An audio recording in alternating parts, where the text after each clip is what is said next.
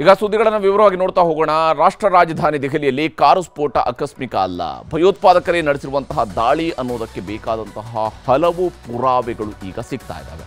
ಪಹಲ್ಗಾಮ್ ದಾಳಿಯನ್ನು ನಡೆಸಿರ್ತಕ್ಕಂಥ ಉಗ್ರರ ವಿರುದ್ಧ ಭಾರತ ಆಪರೇಷನ್ ಸಿಂಧೂರ್ ನಡೆಸಿತ್ತು. ಆದರೆ ಅದೇ ಆಪರೇಷನ್ ಸಿಂಧೂರ್ಗೆ ಪ್ರತೀಕಾರವಾಗಿ ಉಗ್ರರು ನಡೆಸಿರುವ ಹೇಯ ಕೃತ್ಯ ಅನ್ನುವಂಥದ್ದು ಪ್ರಾಥಮಿಕ ತನಿಖೆಯಲ್ಲಿ ಗೊತ್ತಾಗಿದೆ. ದುರಂತ ಆದರೆ ಈ ಉಗ್ರರ ದಾಳಿಗೆ ದೇಶದ ಒಳಗಿರುವಂತಹವರು ಕೂಡ ಸಹಕರಿಸಿದ್ರು ಅನ್ನುವಂತಹ ಆಘಾತಕಾರಿ ಅಂಶಗಳು ಈಗ ಒಂದೊಂದಾಗಿ ಹೊರಗೆ ಬರ್ತಾ ಇವೆ.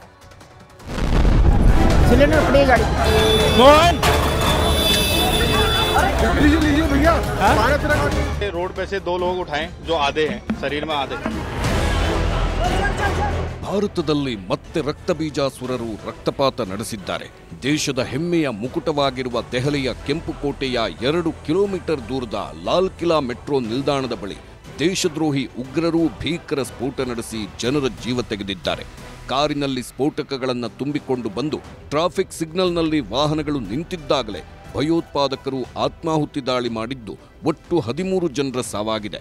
25ಕ್ಕೂ ಹೆಚ್ಚು ಜನರಿಗೆ ಗಾಯವಾಗಿದೆ. 6 ಜನರ ಸ್ಥಿತಿ ಈಗಲೂ ಗಂಭೀರವಾಗಿದೆ. ನಿನ್ನೆ ಸಂಜೆ 6:50 ನಿಧಾನವಾಗಿ ಲಾಲ್ ಕಿಲಾ ಮೆಟ್ರೋ ಸಿಗ್ನಲ್ ಬಳಿ ಬಿಳಿ ಬಣ್ಣದ I-20 ಕಾರು ಬರ್ತಿತ್ತು. ಸಂಜೆ 6:52ಕ್ಕೆ ಟ್ರಾಫಿಕ್ ಸಿಗ್ನಲ್ ಬಿದ್ದಾಗ ವಾಹನಗಳು ನಿಂತಿದ್ದೇ ತಡ ಕಾರು ಸ್ಫೋಟವಾಯಿತು. ಕಾರಿನ ಸ್ಫೋಟದ ತೀವ್ರತೆಗೆ ಬೆಂಕಿಯ ಕೆನ್ನಾಲೆಗೆ ನೋಡ್ತಿದ್ದಂಗೆ ಜನ ಎದ್ನೋ ಬಿದ್ನೋ ಅಂತ ಗಾಬರಿಯಲ್ಲಿ ಓಡಿ ಹೋಗ್ತಿದ್ರು. ಸ್ಫೋಟ ಸಂಭವಿಸಿದ 8 ನಿಮಿಷದಲ್ಲೇ ಅಗ್ನಿಶಾಮಕ ದಳದವರು ಬಂದು ಬೆಂಕಿ ಆರಿಸೋ ಕೆಲಸ ಮಾಡಿದ್ರು. ಅಷ್ಟೊತ್ತಿಗಾಗಲೇ ಸ್ಥಳದಲ್ಲಿ 8 ಜನರ ದೇಹ ಛಿದ್ರವಾಗಿತ್ತು. ಒಂದು ಕಡೆ ಅಗ್ನಿಶಾಮಕ ದಳದವರು ಬೆಂಕಿ ಆರಿಸ್ತಿದ್ರೆ, ಇನ್ನೊಂದು ಕಡೆ ಸ್ಫೋಟದ ತೀವ್ರತೆಗೆ ನಜ್ಜುಗುಜ್ಜಾಗಿದ್ದ ಕಾರುಗಳಲ್ಲಿ ಸಿಲುಕಿದವರನ್ನ ಜನರೇ ರಕ್ಷಣೆ ಮಾಡ್ತಿದ್ರು. ಕೆಲವರು ಉಸಿರಾಡ್ತಿದ್ರು, ಕೆಲವರ ಕೈಕಾಲು ತುಂಡಾಗಿತ್ತು, ಇನ್ನು ಕೆಲವರ ದೇಹವೇ ಅರ್ಧ ಛಿದ್ರವಾಗಿತ್ತು. कैजुअलिटी नीचे रोड पे से 2 लोग उठाएं जो आधे हैं, शरीर में आधे आधे पूरे भी नहीं, आधे जो उठा के गाड़ी एम्बुलेंस में रखे. बाकी 4 गाड़ियों में से निकाले हैं. जबरदस्ती जो लोहे में उसमें दब गए हैं, गाड़ी डैमेज हो गए हैं. एक गाड़ी ब्लास्ट होने के बाद कुछ देर के बाद फिर दूसरी सीएनजी गाड़ी थी, सारी सीएनजी ब्लास्ट होने लगी. पब्लिक हटाई, जब भी उसमें से बॉडी निकाल रहे हैं. ಪ್ರತ್ಯಕ್ಷದರ್ಶಿ ವ್ಯಕ್ತಿ ಕಣ್ಣಾರೆ ಕಂಡಿದ್ದನ್ನ ಮಾತ್ರ ಹೇಳಿದ್ರು. ಆದರೆ ಸ್ಫೋಟದ ತೀವ್ರತೆ ಇದಕ್ಕಿಂತ ಘನಘೋರವಾಗಿತ್ತು. ದುರ್ಘಟನೆಯಲ್ಲಿ ಒಟ್ಟು 6 ಕಾರುಗಳು, 3 ಆಟೋ ರಿಕ್ಷಾಗಳು, ಬೈಕ್ಗಳಲ್ಲಿದ್ದವರಿಗೂ ಗಾಯವಾಗಿದೆ. ಗಾಯಾಳುಗಳಿಗೆ ದೆಹಲಿಯ ಲೋಕನಾಯಕ್ ಆಸ್ಪತ್ರೆಗೆ ದಾಖಲಿಸಿ ಚಿಕಿತ್ಸೆ ನೀಡಲಾಗ್ತಿದೆ. ಕೇಂದ್ರ ಗೃಹ ಸಚಿವ ಅಮಿತ್ ಶಾ ರಾತ್ರಿಯೇ ಆಸ್ಪತ್ರೆಗೆ ಭೇಟಿ ನೀಡಿ ಗಾಯಾಳುಗಳಿಂದ ಮಾಹಿತಿ ಪಡ್ಕೊಂಡ್ರು. ಆಮೇಲೆ ಸ್ಫೋಟವಾದ ಸ್ಥಳವನ್ನು ಪರಿಶೀಲಿಸಿದ್ರು. ಮಧ್ಯರಾತ್ರಿಯೇ ಭದ್ರತಾ ಪಡೆಗಳ ಜೊತೆ, ದೆಹಲಿ ಪೊಲೀಸ್ ಅಧಿಕಾರಿಗಳ ಜೊತೆ ತುರ್ತು ಸಭೆಯನ್ನೂ ನಡೆಸಿ ಘಟನೆ ಬಗ್ಗೆ ಮಾಹಿತಿ ಪಡ್ಕೊಂಡ್ರು.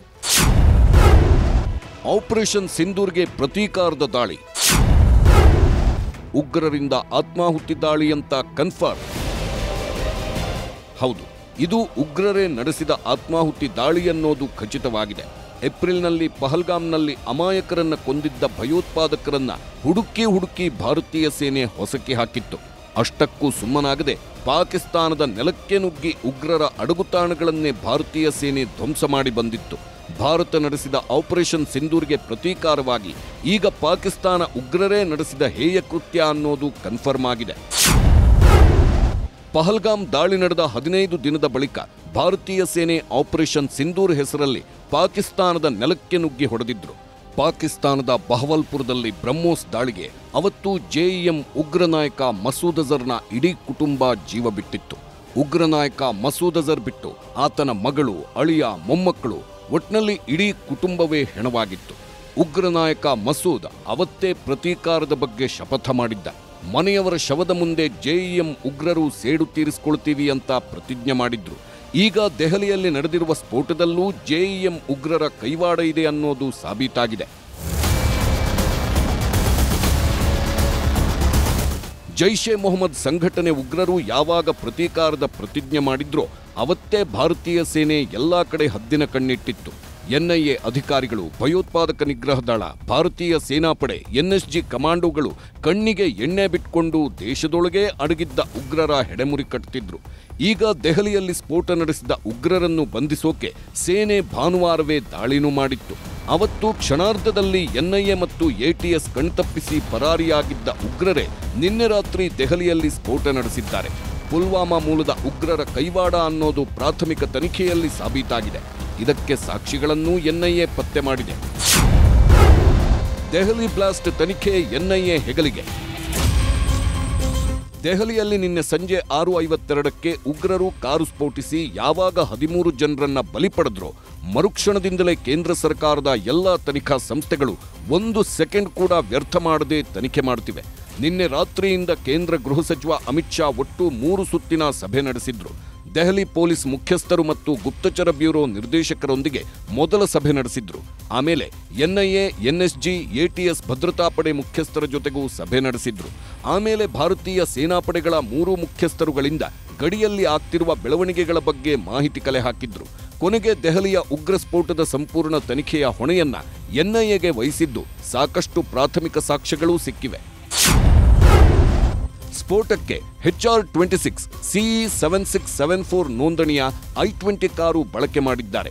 ಸ್ಫೋಟವಾದ ಈ I-20 ಕಾರು ಒಬ್ಬರಲ್ಲ ಇಬ್ಬರಲ್ಲ 5 ಕೈ ಬದಲಾಗಿತ್ತು. 2014ರಲ್ಲಿ ಮೊಹಮ್ಮದ್ ಸಲ್ಮಾನ್ ಹೆಸರಿನಲ್ಲಿ ಹರಿಯಾಣದಲ್ಲಿ ನೋಂದಣಿಯಾಗಿತ್ತು. ಗುರುಗ್ರಾಮದ ಶಾಂತಿನಗರದ ನಿವಾಸಿಯಾಗಿದ್ದ ಮೊಹಮ್ಮದ್ ಸಲ್ಮಾನ್ 1.5 ವರ್ಷದ ಹಿಂದೆ ದೆಹಲಿಯ ದೇವೇಂದರ್ ಅನ್ನೋರಿಗೆ ಕಾರು ಮಾರಾಟ ಮಾಡಿದ್ದ. ಇದೇ ಕಾರನ್ನ ದೇವೇಂದರ್ ಸೋನು ತಾರಿಕ್ಗೆ, ತಾರಿಕ್ನಿಂದ ಡಾಕ್ಟರ್ ಓಮರ್ ಮೊಹಮ್ಮದ್ಗೆ ಮಾರಿದ್ದ. ಸದ್ಯಕ್ಕೆ ಮೊಹಮ್ಮದ್ ಸಲ್ಮಾನ್ ಮತ್ತು ದೇವೇಂದರ್ನನ್ನ ಎನ್ಐಎ ವಶಕ್ಕೆ ಪಡೆದು ತನಿಖೆ ಮಾಡುತ್ತಿದೆ. ಇದಿಷ್ಟೇ ಅಲ್ಲ, ಇಲ್ಲಿವರೆಗೂ ಒಟ್ಟು 13 ಶಂಕಿತ ಉಗ್ರರ ಬಂಧನವಾಗಿದೆ. ಪಹರ್ಗಂಜ್, ದಯಾರ್ಗಂಜ್ ಹೋಟೆಲ್ಗಳಲ್ಲಿ ಶೋಧ ನಡೆದಿದ್ದು 4 ಶಂಕಿತರನ್ನ ವಶಕ್ಕೆ ಪಡೆಯಲಾಗಿದೆ. 200ಕ್ಕೂ ಹೆಚ್ಚು ಭದ್ರತಾ ಪಡೆಗಳಿಂದ ದೆಹಲಿಯಲ್ಲಿ ಶೋಧ ನಡೆಯುತ್ತಿದ್ದು 15 ದಿನದ ಉಗ್ರರ ಚಲನವಲನದ 100 ಸಿಸಿಟಿವಿ ದೃಶ್ಯ ಸಂಗ್ರಹಿಸಿದೆ. 660 ನಿಮಿಷಗಳ ಸಿಸಿಟಿವಿ ದೃಶ್ಯಗಳಲ್ಲಿ ಎನ್ಐಎಗೆ ಸಾಕ್ಷ್ಯಗಳೂ ಪತ್ತೆಯಾಗಿದೆ. ಪಂಜಾಬ್, ಹರಿಯಾಣದಲ್ಲೂ ಶಂಕಿತರು ಎನ್ಐಎ ತೆಕ್ಕೆಗೆ ಬಿದ್ದಿದ್ದಾರೆ. ಇನ್ನು ಎನ್ಐಎ ತನಿಖೆಯಲ್ಲಿ ಸಿಕ್ಕಿರುವ ಸಿಸಿಟಿವಿ ದೃಶ್ಯಾವಳಿಗಳು ನಿಮ್ಮ ನ್ಯೂಸ್ 18ಗೂ ಸಿಕ್ಕಿವೆ. ಸ್ಫೋಟಕ್ಕೆ ಬಳಸಿದ್ದ HR-26 CE-7674 ಕಾರನ್ನ ಪುಲ್ವಾಮಾ ಮೂಲದ ಉಗ್ರ ತಾರಿಕ್ ಖರೀದಿ ಮಾಡಿದ್ದು, ಕಾರು ಖರೀದಿಸುವಾಗ ಫೋಟೋ ತೆಗೆಸಿಕೊಂಡಿರುವುದನ್ನು ಎನ್ಐಎ ಪತ್ತೆ ಮಾಡಿದೆ. ಇದು ಅಕ್ಟೋಬರ್ 29, 2025ರ ದೃಶ್ಯ. ಸ್ಫೋಟಕ್ಕೆ ಬಳಸಿದ್ದ HR-26 CE-7674 ನೋಂದಣಿಯ I-20 ಕಾರಿನಿಂದ 3 ಶಂಕಿತರು ಕೆಳಗಿಳಿದಿದ್ದು ದೆಹಲಿಯಲ್ಲೇ ಎಮಿಷನ್ ಟೆಸ್ಟ್ ಮಾಡಿದ ವಿಡಿಯೋ ಪತ್ತೆಯಾಗಿದೆ. ದೆಹಲಿ ಹೊರವಲಯದ ಟೋಲ್ನಲ್ಲಿ ಸ್ಫೋಟಕ ತುಂಬಿದ್ದ ಕಾರು ಟೋಲ್ ಕ್ರಾಸ್ ಆಗಿರೋ ಸಿಸಿಟಿವಿ ಫುಟೇಜ್ ಸಿಕ್ಕಿದೆ. ಈ ಕಾರಲ್ಲಿ ಇದೇ ಉಗ್ರ ತಾರಿಕ್ ಕೂತಿರುವುದನ್ನು ಭದ್ರತಾ ಪಡೆಗಳು ಪತ್ತೆ ಮಾಡಿವೆ.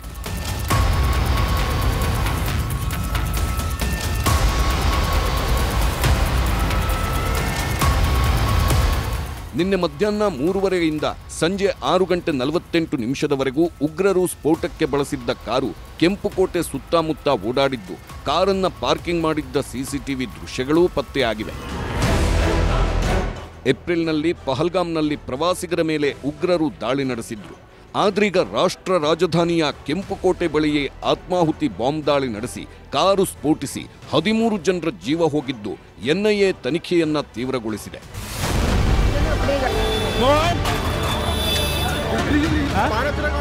Bureau report, news 18. ಇಲ್ಲಿವರೆಗೂ ದೆಹಲಿಯಲ್ಲಿ ನಡೆದಂಥ ಉಗ್ರ ದಾಳಿಯ ಸ್ವರೂಪ ಹೇಗಿತ್ತು ಅನ್ನೋದನ್ನು ನಿಮಗೆ ತೋರಿಸಿದ್ವಿ. ತನಿಖೆ ಯಾವ ಹಂತದಲ್ಲಿ ನಡೀತಿದೆ ಅಂತಲೂ ಕೂಡ ನೋಡಿದ್ವಿ. ಆದರೆ ದೆಹಲಿಯಲ್ಲಿ ನಡೆದಂತಹ ಟೆರರ್ ಅಟ್ಯಾಕ್ ಬರೀ ಸ್ಯಾಂಪಲ್ ಅಷ್ಟೇ. ಇದಕ್ಕಿಂತ ದೊಡ್ಡ ದಾಳಿಗೆ ಉಗ್ರರು ಸಂಚು ರೂಪಿಸಿದ್ರು ಅನ್ನುವಂಥದ್ದು ತನಿಖೆಯ ಹಂತದಲ್ಲಿ ಗೊತ್ತಾಗಿದೆ. ವಿದ್ಯಾರ್ಥಿಗಳು ಮತ್ತು ವಿಶೇಷವಾಗಿ ಡಾಕ್ಟರ್ಗಳನ್ನು ಉಗ್ರ ಸಂಘಟನೆಗಳು ಗುರಾಣಿಗಳನ್ನಾಗಿ ಮಾಡ್ಕೊಂಡಿವೆ. ದೊಡ್ಡ ಮಟ್ಟದಲ್ಲಿ ಕೆಮಿಕಲ್ ದಾಳಿಗೂ ಕೂಡ ನಡೆಸಿದ ಹುನ್ನಾರವನ್ನು ತನಿಖಾ ಸಂಸ್ಥೆಗಳು ವಿಫಲಗೊಳಿಸಿವೆ.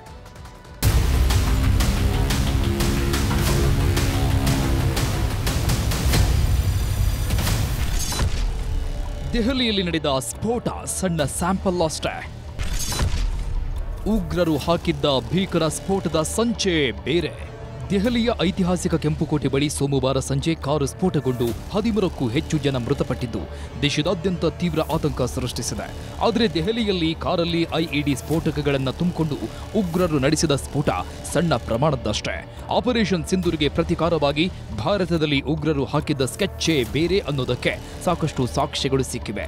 ಇಡೀ ಜಗತ್ತಲ್ಲೇ ಹಿಂದೆ ನಡೆದಿರಬಾರದು, ಮುಂದೇನೂ ನಡೆಯಬಾರದು, ಅಷ್ಟು ದೊಡ್ಡ ಮಟ್ಟದಲ್ಲಿ ಲಕ್ಷ ಲಕ್ಷ ಜನರ ಜೀವ ತೆಗೆಯೋಕೆ ಉಗ್ರರು ಸಂಚು ರೂಪಿಸಿದ್ರು ಅನ್ನೋದಕ್ಕೆ ಪುರಾವೆಗಳು ಸಿಕ್ಕಿವೆ. Terror target 1 fail. Ricin chemical biowar. ಈ ಫೋಟೋದಲ್ಲಿರೋ ಈ ಮೂವರು ಉಗ್ರರೇ ಭಾರತದೊಳಗೆ ದೊಡ್ಡ ಕೆಮಿಕಲ್ ದಾಳಿಗೆ ಸಂಚು ರೂಪಿಸಿದ್ದ ಶಂಕಿತ ಉಗ್ರರು. ನವೆಂಬರ್ 9ನೇ ತಾರೀಖು ಈ ಮೂವರನ್ನ NIA ಸೂಚನೆಯಂತೆ ಗುಜರಾತ್ನ ಭಯೋತ್ಪಾದನಾ ನಿಗ್ರಹ ದಳ ಬಂಧಿಸಿತ್ತು.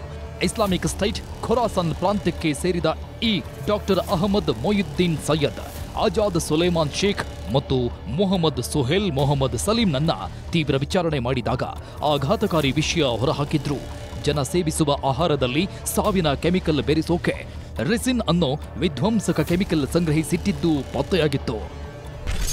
ಸೈನೈಡ್ಗಿಂತ 1000 ಪಟ್ಟು ವಿಷಕಾರಿ ಈ ರಿಸಿನ್ ಕೆಮಿಕಲ್.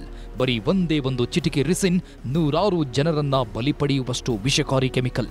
ಬರೀ 30-40 ಗ್ರಾಂ ರಿಸಿನ್ ಬಳಸಿದ್ರೆ 1000 ಜನರ ಜೀವವೇ ಹೋಗ್ತಿತ್ತು. ಇಂಥ ವಿಷಕಾರಿ ರಿಸಿನ್ ಕೆಮಿಕಲ್ ಈ ಮೂವರು ಉಗ್ರರ ಹತ್ತಿರ 300 kgಯಷ್ಟು ಸ್ಟಾಕ್ ಇಟ್ಕೊಂಡಿದ್ರು. ದೇಶದ ಪ್ರಮುಖ ದೇವಸ್ಥಾನಗಳ ಅನ್ನಪ್ರಸಾದದಲ್ಲಿ ಬೆರೆಸಲು ಸ್ಕೆಚ್ ಹಾಕಿದ್ರು. ಹೋಟೆಲ್ಗಳು, ಫುಡ್ ಸ್ಟ್ರೀಟ್ ಆಹಾರದಲ್ಲಿ ಬೆರೆಸಲು ಹುನ್ನಾರ ಮಾಡಿದ್ರು. ಈ ದುಷ್ಟರು ಅಂದುಕೊಂಡಂತೆ 300 kg ರಿಸಿನ್ ಬಳಸಿ ಬಿಟ್ಟಿದ್ರೆ 35-40 ಲಕ್ಷ ಜನರ ಸಾವಾಗ್ತಿತ್ತು. ಇಂಥ ದಾಳಿಯನ್ನ ನಮ್ಮ ಭದ್ರತಾ ಪಡೆಗಳು ವಿಫಲಗೊಳಿಸಿದ್ವು. ದೇಶದ ಭದ್ರತಾ ಪಡೆಗಳು, ತನಿಖಾ ಸಂಸ್ಥೆಗಳು ಈ ಕೆಮಿಕಲ್ ದಾಳಿಯನ್ನಷ್ಟೇ ತಪ್ಪಿಸಿಲ್ಲ. ಬಯೋವಾರ್ ಜೊತೆ ಉತ್ತರ ಭಾರತದ ಪ್ರಮುಖ ನಗರಗಳಲ್ಲಿ ಉಗ್ರರು ಭೀಕರ ಬಾಂಬ್ ಸ್ಫೋಟಕ್ಕೆ ಸಂಗ್ರಹಿಸಿದ್ದ ಸ್ಫೋಟಕಗಳನ್ನು ಸೀಸ್ ಮಾಡಿದ್ದಾರೆ. ಒಂದಲ್ಲ ಎರಡಲ್ಲ, ಬರೋಬ್ಬರಿ 3000 kgಯಷ್ಟು 2900 kg ಸ್ಫೋಟಕ ಜಪ್ತಿ. ಹರಿಯಾಣದಲ್ಲಿ ನಿನ್ನೆಯಷ್ಟೇ 2900 kgಯಷ್ಟು ಸ್ಫೋಟಕವನ್ನ ವಶಪಡಿಸಿಕೊಳ್ಳಲಾಗಿತ್ತು. ಇದರ ಜೊತೆಗೆ ಎಲೆಕ್ಟ್ರಾನಿಕ್ ಸಾಧನಗಳು, ಶಸ್ತ್ರಾಸ್ತ್ರಗಳು, ಮದ್ದುಗುಂಡುಗಳನ್ನು ಜಪ್ತಿ ಮಾಡಿದ್ರು. IED ತಯಾರಿಸುವ ವಸ್ತುಗಳನ್ನು ಪೊಲೀಸರು ಸೀಸ್ ಮಾಡಿದ್ರು. ಇದರ ಜೊತೆಗೆ ಜಮ್ಮು ಕಾಶ್ಮೀರದ ಹಲವೆಡೆ ಒಂದು ಪಿಸ್ತೂಲ್, ಒಂದು ಬೆರೆಟ್ಟಾ ಪಿಸ್ತೂಲ್, ಒಂದು AK-57 ರೈಫಲ್, ಸುಧಾರಿತ ಸ್ಫೋಟಕ ಸಾಧನಗಳನ್ನು ಸೀಸ್ ಮಾಡಿದ್ರು. ಬಾಂಬ್ ತಯಾರಿಸಲು ರೆಡಿ ಮಾಡಿದ್ದ ರಾಸಾಯನಿಕ ಹಾಗೂ ಎಲೆಕ್ಟ್ರಾನಿಕ್ ಸರ್ಕ್ಯೂಟ್ಗಳು ಜಪ್ತಿ ಮಾಡಿದ್ರು. ಬ್ಯಾಟರಿಗಳು, ತಂತಿಗಳು, ರಿಮೋಟ್ ಕಂಟ್ರೋಲ್, ಟೈಮರ್ಗಳನ್ನು ವಶಪಡಿಸಿಕೊಂಡಿದ್ರು. 2900 kgಯಷ್ಟು ಸ್ಫೋಟಕವನ್ನ ಸೀಸ್ ಮಾಡಿ ಭದ್ರತಾ ಪಡೆಗಳು ಸುಮ್ಮನಾಗಲಿಲ್ಲ. ಸ್ಫೋಟಕಗಳನ್ನು ಸಂಗ್ರಹಿಸಿದ್ದವರು, ಪೂರೈಕೆ ಮಾಡಿದವರು, ಶಂಕಿತ ಉಗ್ರರಿಗೆ ನೆರವಾದವರನ್ನು ವಶಕ್ಕೆ ಪಡೆದಿದ್ರು. ಪ್ರಮುಖವಾಗಿ 3 ಕಾಶ್ಮೀರಿ ವೈದ್ಯರು ಸೇರಿ 8 ಉಗ್ರರ ಬಂಧಿಸಿದ್ರು. ಶ್ರೀನಗರ, ಅನಂತನಾಗ್, ಶೋಪಿಯಾನ್ಗಳಲ್ಲಿ ಶೋಧ ನಡೆಸಿದ್ರು. ಉತ್ತರ ಪ್ರದೇಶದ ಸಹರಾನ್ಪುರದಲ್ಲಿ ಓರ್ವ ವೈದ್ಯನನ್ನ ಬಂಧಿಸಿದ್ದು. 9 ಮಂದಿ ಜೈಷ್ ಮತ್ತು ಅನ್ಸರ್ ಉಲ್ ಸಂಘಟನೆಯವರು ಅನ್ನೋದು ತನಿಖೆಯಲ್ಲಿ ಗೊತ್ತಾಗಿತ್ತು. ದುರಂತ ಅಂದ್ರೆ ಈ ಸಲ ಭಾರತದಲ್ಲಿ ದೊಡ್ಡ ಮಟ್ಟದ ರಕ್ತಪಾತಕ್ಕೆ ಮುಂದಾಗಿದ್ದು ಜನರ ಜೀವ ಉಳಿಸಬೇಕಿದ್ದ ವೈದ್ಯರುಗಳೇ ಅನ್ನೋ ಆತಂಕಕಾರಿ ಅಂಶ ತನಿಖೆಯಲ್ಲಿ ಗೊತ್ತಾಗಿದೆ. ಡಾಕ್ಟರ್ ಶಾಹೀನ್ ಶಾಹಿದ್ NIA ದಾಳಿಯಲ್ಲಿ ಸಿಕ್ಕಿಬಿದ್ದಿದ್ದ ಮಹಿಳಾ ವೈದ್ಯೆ. ಉತ್ತರ ಪ್ರದೇಶದ ಲಖನೌನಲ್ಲಿ ಕ್ಲಿನಿಕ್ ನಡೆಸ್ತಾ ಇದ್ದವಳು. AK-47 ಮತ್ತು ಜೀವಂತ ಗುಂಡುಗಳನ್ನು ಆಸ್ಪತ್ರೆಯಲ್ಲಿ ಸಂಗ್ರಹಿಸಿಟ್ಟಿದ್ದಳು. ಭಾರತದಲ್ಲಿ ಜಮಾತ್ ಉಲ್ ಮೊಮಿನಾತ್ ಮಹಿಳಾ ಸಂಘಟನೆ ನಡೆಸೋ ಹೊಣೆ ಹೊತ್ತಿದ್ಲು. ಡಾಕ್ಟರ್ ಅಹಮದ್ ಮೊಯುದ್ದೀನ್ ಸೈಯದ್ ದೇಗುಲ ಪ್ರಸಾದ ನೀರಲ್ಲಿ ರೆಸಿನ್ ಮಿಕ್ಸ್ಗೆ ಸಂಚು ರೂಪಿಸಿದ್ದ ಕಿರಾತಕ. ಈತನಿಗೆ ಆಜಾದ್ ಸುಲೇಮಾನ್ ಶೇಖ್, ಸುಹೇಲ್ ಮೊಹಮ್ಮದ್ ಸಲೀಂ ಸಾಥ್ ಕೊಟ್ಟಿದ್ರು. ಗುಜರಾತ್ ATSನವರು ಈ ಮೂವರನ್ನು ಬಂಧಿಸಿದ್ದಾರೆ. ಪುಲ್ವಾಮಾ ಶೈಲಿಯ ದಾಳಿಗೆ ಯೋಜಿಸಿದ್ದ ಈತನ ಬಳಿ 360 kg ಸ್ಫೋಟಕ ಸಿಕ್ಕಿದ್ದು ಈತನನ್ನು ಬಂಧಿಸಲಾಗಿದೆ. ಡಾಕ್ಟರ್ ಮುಜೆಮಿಲ್ ಶಕೀಲ್ ಭಯೋತ್ಪಾದಕ ದಾಳಿಗೆ ಸಂಚು ರೂಪಿಸಿದ್ದ 2900 kg ಸ್ಫೋಟಕಗಳ ಜೊತೆ ಸಿಕ್ಕಿಬಿದ್ದ ಪ್ರಮುಖ ಆರೋಪಿ. ಈತನಿಂದಲೇ ಅಸಾಲ್ಟ್ ರೈಫಲ್ಗಳು ಕೂಡ ಜಪ್ತಿ ಮಾಡಲಾಗಿದೆ. ಡಾಕ್ಟರ್ ಉಮರ್ ಮೊಹಮ್ಮದ್ ಫರೀದಾಬಾದ್ ರೈಡ್ ವೇಳೆ ಪರಾರಿಯಾಗಿದ್ದ ಈತನೇ ದೆಹಲಿಯಲ್ಲಿ ಸ್ಫೋಟವಾದ I-20 ಕಾರ್ನಲ್ಲಿ ಪ್ರಯಾಣಿಸುತ್ತಿದ್ದ ಅನ್ನೋದು ಗೊತ್ತಾಗಿದೆ. ಕೆಂಪುಕೋಟೆ ಬಳಿ ಸ್ಫೋಟಗೊಂಡ ಕಾರಲ್ಲಿ ಈತನು ಸತ್ತಿದ್ದಾನೆ ಅಂತ ಹೇಳಲಾಗ್ತಿದೆ. ಇನ್ನು ಈ ಉಗ್ರ ಜಾಲದಲ್ಲಿ ವಿದ್ಯಾರ್ಥಿಗಳು, ವೃತ್ತಿಪರರು ಸಕ್ರಿಯರಾಗಿದ್ದಾರೆ. ಭಯೋತ್ಪಾದಕರ ಜೊತೆ ನೇರ ಸಂಪರ್ಕ ಹೊಂದಿದ್ದಾರೆ. ನಿರ್ದಿಷ್ಟ ವ್ಯಕ್ತಿಗಳನ್ನು ಗುರುತಿಸಿ ಬ್ರೈನ್ ವಾಶ್ ಮಾಡ್ತಿದ್ರು. ಉಗ್ರ ಚಟುವಟಿಕೆಗಳಿಗೆ ತೊಡಗಿಸಿಕೊಳ್ಳಲು ಪ್ರೇರೇಪಿಸ್ತಾ ಇದ್ರು ಅನ್ನೋದೆಲ್ಲ ತನಿಖೆಯಲ್ಲಿ ಗೊತ್ತಾಗಿದೆ. ಇಷ್ಟು ದೊಡ್ಡ ಮಟ್ಟದ ಉಗ್ರರ ಜಾಲವನ್ನ ಭೇದಿಸುತ್ತಿದ್ದಾಗ ಪರಾರಿಯಾಗಿದ್ದ ಗ್ಯಾಂಗ್ ದೆಹಲಿಯಲ್ಲಿ ಆತ್ಮಾಹುತಿ ದಾಳಿ ನಡೆಸಿದೆ ಅನ್ನೋದು ಸದ್ಯದ ಮಾಹಿತಿ. ಆದ್ರೂ 13 ಜನರನ್ನ ಕೊಂದ ಕಟುಕರಿಗೆ ಕಠಿಣ ಶಿಕ್ಷೆ ಆಗಬೇಕು. ಮತ್ತೆ ಆಪರೇಷನ್ ಸಿಂಧೂರ್ಗಿಂತಲೂ ದೊಡ್ಡ ಮಟ್ಟದಲ್ಲಿ ಪಾಕಿಸ್ತಾನದ ಗುಳ್ಳೆನರಿಗಳಿಗೆ ಬುದ್ಧಿ ಕಲಿಸೋ ಕೆಲಸ ಆಗಬೇಕಿದೆ. Bureau report, news 18. ಭಾರತದಲ್ಲಿ ರಕ್ತಪಾತ ಸೃಷ್ಟಿಸಿರುವಂತಹ ಒಬ್ಬನನ್ನು ಕೂಡ ಬಿಡುವುದಿಲ್ಲ ಅಂತ ಹೇಳಿ ಪ್ರಧಾನಿ ಮೋದಿ ಸಂದೇಶವನ್ನು ಕೊಟ್ಟಿದ್ದಾರೆ. 13 ಅಮಾಯಕರನ್ನು ಕೊಂದ ಕ್ರಿಮಿನಲ್ಗಳನ್ನು ಹುಡುಕಿ ಭೇಟಿಯಾಡಿ ಅಂತ ಕೇಂದ್ರ ಗೃಹ ಸಚಿವ ಅಮಿತ್ ಶಾ ಭದ್ರತಾ ಪಡೆಗಳಿಗೆ ಸಂದೇಶ ನೀಡಿದ್ದಾರೆ. ಮುಖ್ಯಮಂತ್ರಿಯವರು, ಉಪಮುಖ್ಯಮಂತ್ರಿಯವರು ಕೂಡ ಭಯೋತ್ಪಾದನೆ ಕೃತ್ಯವನ್ನು ಖಂಡಿಸಿದ್ದಾರೆ.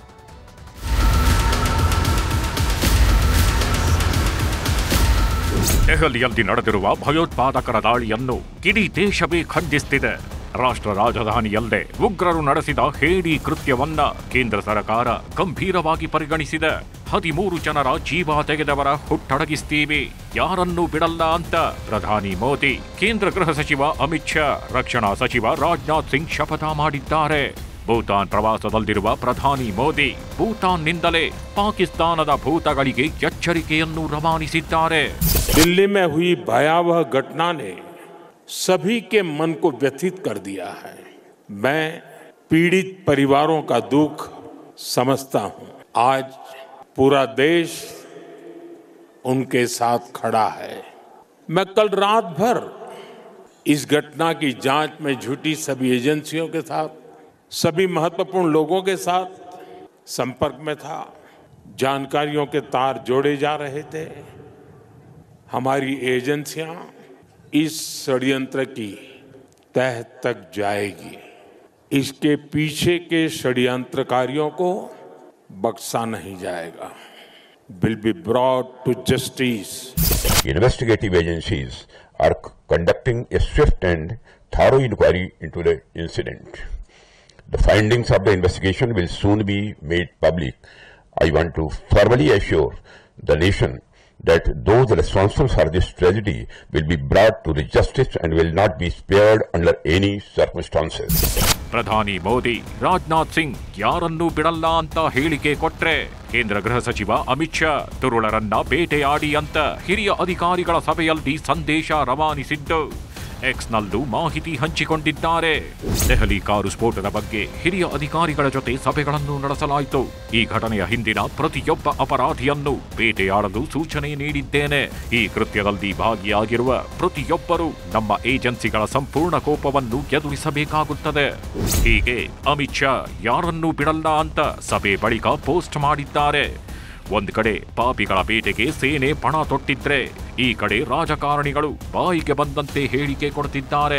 ಬಿಹಾರ್ ಚುನಾವಣೆಯಲ್ಲಿ ಬಿಜೆಪಿಗೆ ತೊಂದರೆ ಮಾಡಬೇಕೆಂದು ಮಾಡಿರುವ ಕೃತ್ಯ ಅಂತ ಅಶೋಕ್ ಆರೋಪಿಸಿದ್ರೆ, ಅಮಿತ್ ಶಾ ಅವರನ್ನ ಅಸಮರ್ಥ ಗೃಹ ಸಚಿವ ಅಂತ ಐಟಿ-ಬಿಟಿ ಮಂತ್ರಿ ಪ್ರಿಯಾಂಕ್ ಖರ್ಗೆ ಅವಮಾನಿಸಿದ್ರು. ಚುನಾವಣೆ ಬಂದಾಗ ಅದರಲ್ಲೂ ಬಿಜೆಪಿಗೆ ತೊಂದರೆ ಮಾಡಬೇಕು ಅನ್ನೋ ದೃಷ್ಟಿಯಲ್ಲಿ ಇಟ್ಕೊಂಡು ಮಾಡಿರುವಂಥ ಕೃತ್ಯ ಇದು. ಪಾಕಿಸ್ತಾನದ ಪ್ರೇರಿತ. ಅವರಿಗೆ ಭಾರತದಲ್ಲಿ ಪಾಕಿಸ್ತಾನದ ಬಗ್ಗೆ ಸಾಫ್ಟ್ ಇರುವಂಥ ಸರ್ಕಾರಗಳು ಬರಬೇಕು. ಭಾರತದಲ್ಲಿ ಪಾಕಿಸ್ತಾನದ ಬೇಳೆ ಬೇಯಿಸ್ಕೊಳೋ ಅಂಥದ್ದಕ್ಕೆ, ಅವರ ಟೆರರಿಸ್ಟ್ ಆಕ್ಟಿವಿಟೀಸ್ ಮಾಡೋವಂಥದ್ದಕ್ಕೆ ಪಾಕಿಸ್ತಾನಕ್ಕೆ ಒಳ್ಳೆ ಸರ್ಕಾರ ಬೇಕು. ಮೋದಿ ಅದಕ್ಕೆ ವಿರುದ್ಧ ಇದ್ದಾರೆ, ಬಿಜೆಪಿ ಅದಕ್ಕೆ ವಿರುದ್ಧ ಇದೆ. ಅದಕ್ಕೆ ಈ ಥರದ ಒಂದು ಕೀಟ್ಲೆಗಳನ್ನು ಮಾಡೋ ಮುಖಾಂತರ ಪಾಕಿಸ್ತಾನವನ್ನು ಒಗ್ಗಟ್ಟಾಗಿ ಇಟ್ಕೊಳ್ಳುವಂಥದ್ದಕ್ಕೆ ಪ್ರಯತ್ನ ಅಷ್ಟೇ. ಸ್ವತಂತ್ರ ಭಾರತದಲ್ಲಿ ಅತ್ಯಂತ ಅಸಮರ್ಥ ಗೃಹ ಸಚಿವರು ಯಾರನ್ನ ಇದ್ರೆ ಅದು ಅಮಿತ್ ಶಾ ಅವರು.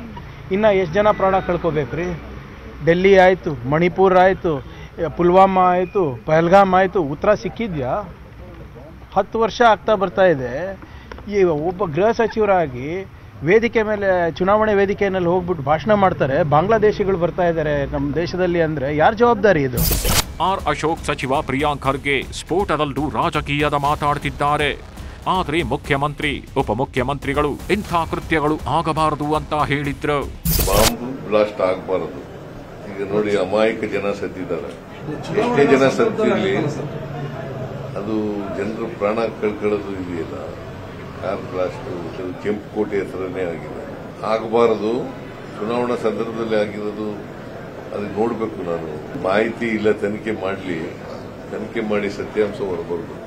ಕಾಂಗ್ರೆಸ್ ಪಕ್ಷ ಸಂಪೂರ್ಣವಾಗಿ ಇದನ್ನ ಖಂಡಿಸ್ತದೆ.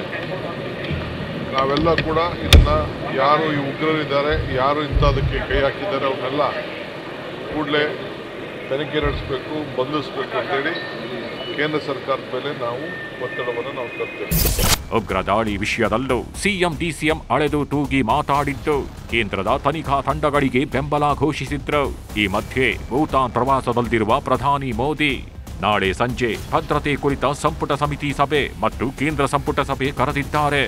ಏಪ್ರಿಲ್ 22ರ ಪಹಲ್ಗಾಮ್ ದಾಳಿ ವೇಳೆ ಸೌದಿ ಅರೇಬಿಯಾದಿಂದ ವಾಪಸಾಗಿದ್ದ ಮೋದಿ ಸಶಸ್ತ್ರ ಪಡೆಗಳಿಗೆ ಮುಕ್ತ ಹಸ್ತ ನೀಡಿದ್ರು. ನಾಳೆ ರಕ್ಷಣಾ ಪಡೆಗಳಿಗೆ ಯಾವ ಸಂದೇಶ ಕೊಡ್ತಾರೆ ಕಾದು ನೋಡಬೇಕು. Bureau report, news 18. ಈಗ ಬಿಹಾರದ 243 ಕ್ಷೇತ್ರಗಳಿಗೆ ಮತದಾನ ಮುಗಿದಿದೆ. 2 ಹಂತದಲ್ಲಿ ಮತದಾನ ನಡೆದಿತ್ತು. ಇವತ್ತಿಗೆ ಮತದಾನ ಸಂಪೂರ್ಣಗೊಂಡಿದೆ. ಕೆಲವು ಕಡೆಯಲ್ಲಿ ಸಣ್ಣ ಪುಟ್ಟ ಘರ್ಷಣೆಗಳು ಗಲಾಟೆಗಳು ನಡೆದಿರುವುದನ್ನು ಬಿಟ್ಟರೆ ಬಹುತೇಕ ಕಡೆ ಶಾಂತಿಯುತವಾಗಿ ಮತದಾನ ಆಗಿದೆ. ಎರಡನೇ ಹಂತದ ವೋಟಿಂಗ್ ಮುಗಿತಾ ಇದ್ದಂತೆಯೇ ಚುನಾವಣೋತ್ತರ ಸಮೀಕ್ಷೆಗಳು ಹೊರಬಂದಿದ್ದು ಈ ಸಲವೂ ಕೂಡ NDA ಮೈತ್ರಿಕೂಟ ಸರ್ಕಾರವನ್ನು ರಚಿಸುವ ಸಾಧ್ಯತೆ ಹೆಚ್ಚು ಅಂತ ಸಮೀಕ್ಷೆಗಳು ಭವಿಷ್ಯ ನುಡಿದಿದ್ದಾವೆ.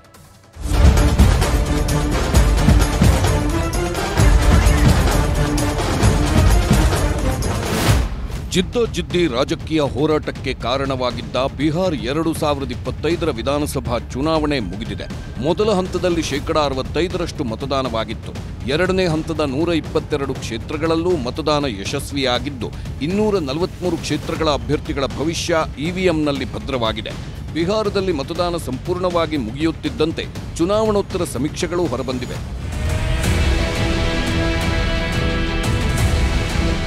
ಬಿಹಾರದಲ್ಲಿ ಈ ಸಲ ದೇಶದ ಅತಿದೊಡ್ಡ ನೆಟ್ವರ್ಕ್ ಚಾನೆಲ್ಗಳನ್ನು ಹೊಂದಿರುವ ನಿಮ್ಮ ನ್ಯೂಸ್ 18 ಕೂಡ ಚುನಾವಣೋತ್ತರ ಸಮೀಕ್ಷೆ ಮಾಡಿದೆ. ಈ ಸಮೀಕ್ಷೆಯಲ್ಲಿ NDA ಪರ ಜನ ತಮ್ಮ ಒಲವು ತೋರಿಸಿದ್ದಾರೆ. ಬಿಹಾರದಲ್ಲಿ ಈ ಸಲ ಬಿಜೆಪಿಗೆ 55ರಿಂದ 65 ಸೀಟು ಸಿಗುವ ನಿರೀಕ್ಷೆ ಇದ್ರೆ JDUಗೆ 60ರಿಂದ 70 ಕಡೆ ಗೆಲುವು ಸಾಧಿಸುವ ಸಾಧ್ಯತೆ ಇದೆ. ಇನ್ನು ಹಿಂದೂಸ್ತಾನ್ ಅವಾಮ್ ಮೋರ್ಚಾಗೆ 5 ಸೀಟು ಸಿಗಬಹುದು. ಪಾಸ್ವಾನ್ ಪಕ್ಷ LJPಗೆ 10ರಿಂದ 15 ಕಡೆ ಗೆಲುವು ಸಿಗಬಹುದು. ಇತರೆ ಪಕ್ಷಗಳಿಗೆ 5 ಕಡೆ ಗೆಲುವು ಸಿಗಬಹುದು ಅಂತ ಜನಾಭಿಮತ ಬಂದಿದೆ. ಇನ್ನು ಮಹಾಗಠಬಂಧನ್ನಲ್ಲಿರುವ ತೇಜಸ್ವಿ ಯಾದವ್ ನೇತೃತ್ವದ RJDಗೆ 50ರಿಂದ 60 ಸೀಟು, ಕಾಂಗ್ರೆಸ್ 15ರಿಂದ 20 ಸೀಟು ಸಿಗುವ ನಿರೀಕ್ಷೆ ಇದ್ರೆ CPIML ಪಕ್ಷಕ್ಕೆ 5 ಸೀಟು, ಇತರೆ ಪಕ್ಷಗಳಿಗೆ 40 ಸೀಟು ಸಿಗುವ ಸಾಧ್ಯತೆ ಇದೆ. ಒಟ್ಟಾರೆಯಾಗಿ ನೋಡೋದಾದ್ರೆ ಬಿಹಾರದಲ್ಲಿ NDAಗೆ 140ರಿಂದ 150 ಸೀಟು, ಮಹಾಗಠಬಂಧನ್ಗೆ 85ರಿಂದ 95 ಸೀಟು, ಜನಸುರಾಜ್ ಪಕ್ಷಕ್ಕೆ 5 ಸೀಟು, ಇತರೆ ಪಕ್ಷಗಳಿಂದ 5ರಿಂದ 15 ಜನ ಗೆಲ್ಲೋ ಸಾಧ್ಯತೆಗಳಿವೆ. ದೇಶದ ಅನೇಕ ಸುದ್ದಿ ಸಂಸ್ಥೆಗಳು, ಪತ್ರಿಕೆಗಳ ಚುನಾವಣೋತ್ತರ ಸಮೀಕ್ಷೆಗಳಲ್ಲಿ ಬಹುತೇಕವಾಗಿ NDA ಮೈತ್ರಿಕೂಟವೇ ಅಧಿಕಾರಕ್ಕೆ ಬರುತ್ತೆ ಅಂತ ಹೇಳಲಾಗ್ತಿದೆ. ನವೆಂಬರ್ 14ಕ್ಕೆ ಮತ ಎಣಿಕೆ ನಡೆಯಲಿದ್ದು ಯಾರಿಗೆ ಬಿಹಾರ ಅನ್ನೋದು ಸ್ಪಷ್ಟವಾಗಲಿದೆ. Bureau report, news 18.